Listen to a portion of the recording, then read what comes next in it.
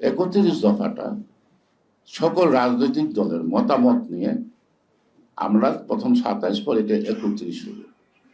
এটার মধ্য দিয়েই তো আমরা ঐক্যবদ্ধ হয়েছি সংস্কার করার জন্য, নাকি? এবং তারপরেই আমরা এই আন্দোলনটা করছি। মাঝপথে ছাত্ররা আসছে, আন্দোলন হয়েছে, সংস্কারের প্রতিশ্রুতি দিয়েই তো আমরা 22 সাল থেকে রাস্তায় আমরা যুগপথে আসলাম। কারণ অমুকটা থাকলে আমরা থাকবো না, অমুক থাকলে আমরা থাকবো না। তা আমরা একটা কৌশলগত দিক দিলাম, কারো লগেই নেই, সবার লগে আছি, অর্থাৎ যুগপথ। একসঙ্গে কর্মসূচি দেব, আমরা যার যার মতো পালন করব। নিশ্চয়ই কথাগুলো আপনার মনে আছে।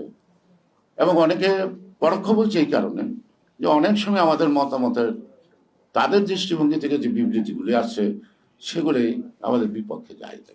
সেটা তো একটা মত, এটার মধ্যে দিয়ে একটা ঐক্যমত।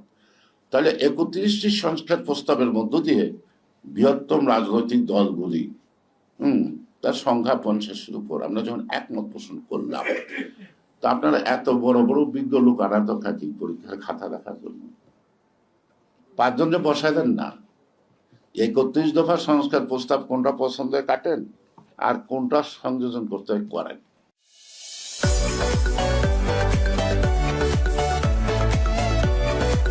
তারপরে আপনার সংস্কার, আপনার তো সংস্কার করার কোনো ক্ষমতা নেই। নারীর যদি সুন্দরীও হয়, সে যদি বন্ধা হয়, তার প্রতি আকর্ষণ থাকতে পারে, কিন্তু সন্তান জন্ম দেওয়ার ক্ষমতা নাই। বর্তমান অন্তর্বর্তী সরকার হলো একটা বন্ধা নারী, তার কোনো কিছু গর্ভধারণ করার কিছু নাই, শুধুমাত্র প্রতিশ্রুতিটাকে একসঙ্গে করতে পারে। সকল রাজনৈতিক দল ওই যে টিক দিছে, দেখা কিরম ছাত্র গেছে তাদের কাছে আর বিজ্ঞজনের কাছে টিক দিছে। যারা রাস্তায় একটা ভিক্ষুক না খেয়ে থাকলে 10 টাকা দেয় না, তারে উপকার করে না, তারাও নিচ্ছে জাতির সংস্কারের দায়িত্ব, তাই না? আর সব কাবলিওয়ালা, এনজিও মানে তো কাবলিওয়ালা, সুদ নেই মানতি, আসলি নেই মানতি, সুদ মানতি, তো সবগুলো তো সুদের ব্যবসায়ী। তো এদের আবার জনগণের প্রতি এত দরদ থাকে কি করে, এটা তো আমি বুঝছি না, আমার মাথায় কিছু আসে না। আর অন্তর্বর্তীকালীন সরকার আজীবনের জন্য দরকার বা জায়েজ সব ম্যান্ডেট পেয়েছে বলতেই তো পারে। এই সরকার আমি শুনি মানুষের সে বলতে, আমার কোনো ধারণা অন্য নাই, এটা জানারও না, আগ্রহ নাই। এই সরকারের একজন মন্ত্রী আছে, তারা আজীবন লিপ্টিকতা করছে স্বামী স্ত্রী হিসেবে, কাবিন নাকি নাই। তো এই সরকারের কাবিন নাই, উনি যদি বুড়া হয়ে যায় এখনো স্বামী স্ত্রী সংসার করতে পারে, তো এই সরকারের বা কাবিন দরকার কি জনগণের থেকে? জনগণের ম্যান্ডেট তো তাদের প্রয়োজন নাই, আছে। সেই কারণেই আজকে নানা সময় নানা ধরনের দেখাচ্ছে। আজকে আমরা বন্দর বাঁচাতে গিয়ে, আমরা কি দেশ বাঁচাতে গিয়ে গণতন্ত্রের প্রশ্নে সবাই এক কথাই বলি, সেটার প্রশ্নে আমি এই নিউজকে ধন্যবাদ দেব। আজকে এই টেবিলে আমরা যারা একসঙ্গে বসছি, হয়তো ইতিপূর্বে একসঙ্গে বসি, উনি আমাদেরকে একসঙ্গে করতে সহযোগিতা করছে, নাকি? আরেকটা জিনিস করছে, আমার ডাইনাবামে যারা আছে তাদেরটা এক ধরনের থাকে স্বাভাবিক, যার আদর্শের প্রতি, সেই কারণে আমাদেরকে ওই কাতারে ফেলতে চাইছিলেন যে আমরা পূর্ণ মৌলবাদীদের রাষ্ট্রদাতা প্রশ্রয়দাতা, কেউ কেউ চেষ্টা করছেন বলতে। কিন্তু মঞ্জুর হাসান খান সাহেবের সাথে আমাদের অনেক আলাপ হয়েছে। অনেকদিনকে বললো আমাদের লোকদের বুঝাইতেই পারি না, বিএনপি একটা ন্যাশনালিস্ট পার্টি, ওগুর সাথে ওগুলো ট্যাগ করো, তাদেরকে ভাবতে দাও তাদের মতো করে। অনেকবার আলাপ হয়েছে। তা আমরা একটা ন্যাশনালিস্ট পার্টি, আমরাও দেখতেছি এখন জাতীয়তাবাদী শক্তির সাথে যারা, অর্থাৎ social economy or the capital economy, এটি তো দ্বন্দ্ব, এই বাম ডানে, আর এর বেশি কিছু তো না। এখন আরেকটা ন্যাশনালিস্ট পার্টির কাছে মৌলবাদী যেমন, যারা প্রগতিশীল বাম রাজনীতি করেন, মৌলবাদী তারা তেমনই একই চারা।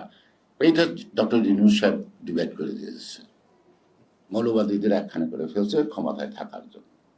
আর এই পৃথিবীতে যেই শক্তিকে সন্তুষ্ট করতে চান, সারা পৃথিবীতে মৌলবাদের জন্মদাতা মদতদাতা ওই দেশটা। তারা লাদেনের জন্মদাতা, আবার তারাই লাদেনের কি শেষ করা। তো সেই কারণে আজকে আমাদের নতুন সংকট বলতে আমরা যেটা বুঝাই, এটা আমি সংকট মনে করি না। কারণ আমাদের কণ্ঠের সাথে আরেকজনের কণ্ঠের যখন অমিল নাই, আমাদের সুর তাল লয় কথা যখন এক, আমাদের দমাবে এই শক্তি কার? কে শক্তি? কার শক্তি আছে? তো কার শক্তি আছে?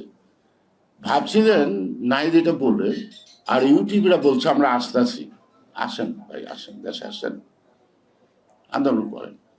এই নুসের জন্য সারা দেশে কি অশ্রু বিসর্জন দিতে দিতে বৃষ্টির বন্যা বসাই দিবে রাস্তায় রাস্তায়, যাতে সেই বন্যায় হেঁটে এয়ারপোর্ট পর্যন্ত ইউনুস সাহেব না যেতে পারে। হয়েছে? এটা হয়েছে নাকি? হয় নাই। আমরা এই টেবিলে যারা আছি ঘুরে ফিরে কিন্তু সব দলের একই মত, একই কথা। আমরা যদি বলি কালকে রাস্তায় নামবো, তাহলে আমার মনে হয় ইউনুস সাহেব 24 ঘন্টা থাকতে পারবে না। তাহলে ভবিষ্যৎ কি হবে? এই বিবেচনায় আমরা এই জায়গায় সমাপ্ত করতে চাই। আমরা চাই ডক্টর ইউনূসই সফল হোক। ডক্টর ইউনূসের সফল মানেই তো আমাদের জুলাই 24 কি জুলাই আর আগস্টের আন্দোলনের একটা সফলতা।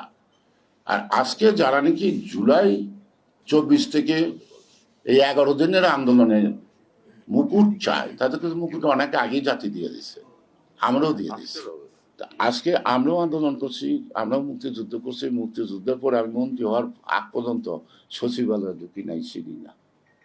তো ওনারা তো ডেলি ডেলি সচিবালয়ে যায় কেন? ওনারা কেন তো ডেলি ডেলি ডিসি অফিসে যায় কেন? এসপিরে ধমকায় কেন? তারা টিএন অফিসে বসে থাকে কেন? তারা ওসির টেবিলে বসে থাকে কেন? আজকে যে জাতি তাদেরকে মাথায় তুলছে, সেই মাথার থেকে পড়ে যদি জাতির পায়ের তলে পড়ে যায়, এটার জন্য কি জাতি দায়ী? দায়ী?